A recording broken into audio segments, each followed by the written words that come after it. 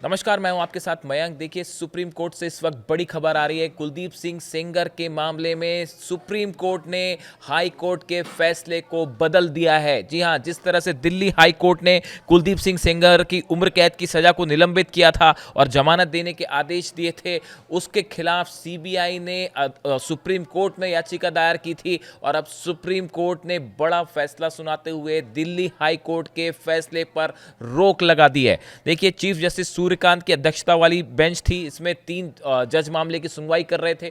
इन्होंने फैसला सुनाते हुए हाई कोर्ट के फैसले पर रोक लगा दी है। यानी कुलदीप सिंह सेंगर का जो सजा निलंबित करने का फैसला था, उसको सुप्रीम कोर्ट में रोक दिया गया है। यानी फिलहाल कुलदीप सिंह सेंगर अब जमानत पर बाहर नहीं आ पाएगा। जो सुप्रीम कोर्ट ने आज स्टे किया है, इसको आप कैसे देखते हैं? देखिए, ये बच्ची जो थी और इसका परिवार मुझसे माइक नीचे कर लो। मुझसे ये रोज पूछ रहा था कि क्या अब हम अगले 5 मिनट जिंदा रहेंगे या नहीं रहेंगे। अब कम से कम मैं इन्हें ये बता सकता हूँ कि आपके पास अभी बहुत छोटी सी रिलीफ मिली है। बिल्कुल हमें इसको विक्ट्री नहीं कहना चाहिए। मैं इसको विक्ट्री नहीं कह रहा हूँ, ये विक्ट्री नहीं है। ये एक छोटा सा सांस लेने का मौका विक्टिम और उसको परिवार को मिला है। इसके अलावा इस फैसले को मैं कुछ भी नहीं देख सकता, क्योंकि जो सीबीआई ने जो स्टैंड लिया है, जो हमें डर था वही किया उन्होंने। बहुत लिमिटेड पॉइंट पे स्टैंड लिया है उन्होंने, और जो हमारे सबसे मजबूत ग्राउंड थे उनको रेज ही नहीं किया, जो जजमेंट में भी मौजूद हैं। और अगर सीबीआई के पास तो हमारी रिटर्न सबमिशन भी मौजूद थी ना, जो हमने हाईकोर्ट में फाइल की थी, ना उन्होंने हमसे कंसल्ट किया ताकि हम उनकी पिटीशन बेहतर बनाने की कोशिश करते, ना उन्होंने हमें पार्टी बनाया और कोशिश ये की कि हमें लास्ट मोमेंट तक उनकी जो एसएलपी फाइल है वो भी ना मिले। तब आज भी, लेकिन मैंने आपको पहले भी कहा है, इस बच्ची और इसके परिवार के खिलाफ इतने ज़्यादा अत्याचार हुए हैं, इतने ज़्यादा सबूत मौजूद हैं कि अगर इतनी सी भी बात की जाएगी ना, तो कोई भी जज, कोई भी अदालत इस बच्ची के ही पक्ष में फैसला देगी। और इसीलिए इस जजमेंट को हम क्रिटिसाइज कर रहे थे कि ये जो दिल्ली हाईकोर्ट की जजमेंट थी, वो इतनी महान दयालुता जो दिखाई थी इस कॉन्विक्ट को, कुलदीप सिंह सेंगर को, जिसको मैं बोलता हूँ एप्स्टीन गैंग के मेंबर हैं, वो इंडियन एप्स्टीन गैंग के मेंबर हैं, उनके बहुत बड़ा गैंग भी है। और आज आप लोगों ने अंदर भी देख लिया होगा कि हम लोगों की संख्या इतनी सी थी उन लोगों की संख्या के आगे, और हमें दोनों तरफ से मुकाबला करना पड़ रहा था, इस तरफ से भी और उस तरफ से भी। तो टेक्निकल ग्राउंड पे आज कोर्ट ने फिर भी हमें मेन मेरिट्स पे सुनने का मौका, सुनवाई करने का मौका नहीं दिया, क्योंकि हमने ये कहा था कि जो सीबीआई ने बोला है वो टिप ऑफ द आइसबर्ग है। हमारे पास अभी मेजर पोर्शन है, जिसमें ये पब्लिक सर्वेंट की बात तो बहुत छोटी है ना।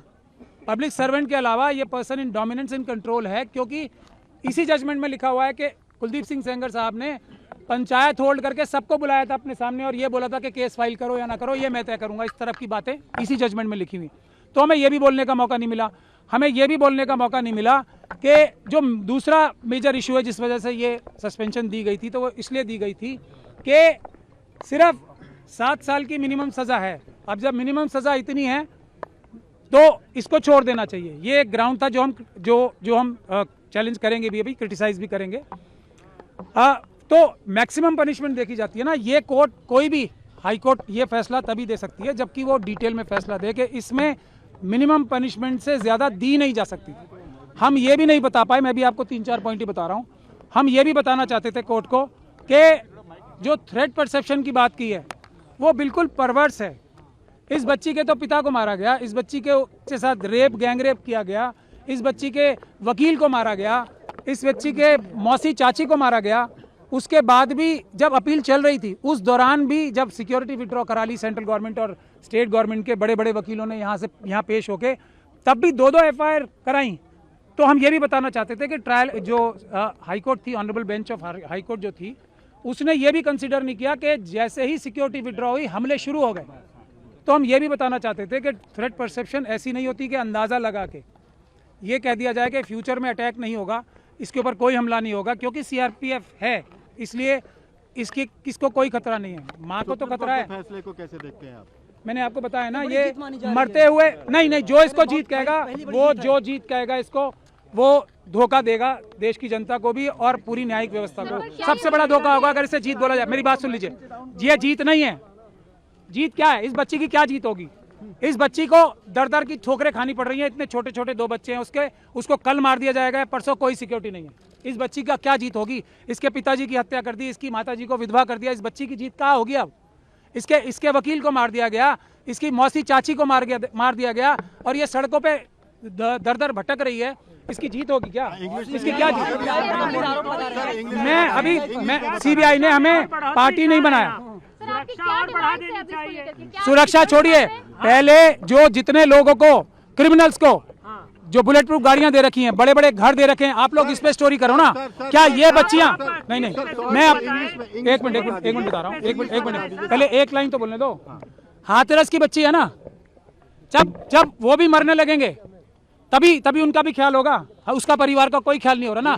ये हमारी, बस लास्ट लाइन बोल लीजिए, ये हमारी सिस्टम का फेलियर है, हमारी सोसाइटी का फेलियर है कि हम 2 दिन 4 दिन तो किसी इशू के बारे में एक्टिव रहते हैं, उसके बाद निरंतरता नहीं होती। यही जो गिद्ध है ना एप्स्टीन गैंग के, ये इस बात को जानते हैं कि 5-6 दिन, 1 महीने से ज्यादा देश की जनता भूल जाएगी क्योंकि अपनी परेशानियों में मुब्तला हो जाती है। मैं इसको, अगर आप इसको रिलीफ कह रही हो कि जो इतनी एक तरीके से, पूरी तरीके से कानून व्यवस्था और सब लॉ के खिलाफ जो हाईकोर्ट की जजमेंट थी उसको रोक दिया गया, तो फिर मैं रिलीफ कह सकता हूं। लेकिन ये बच्ची को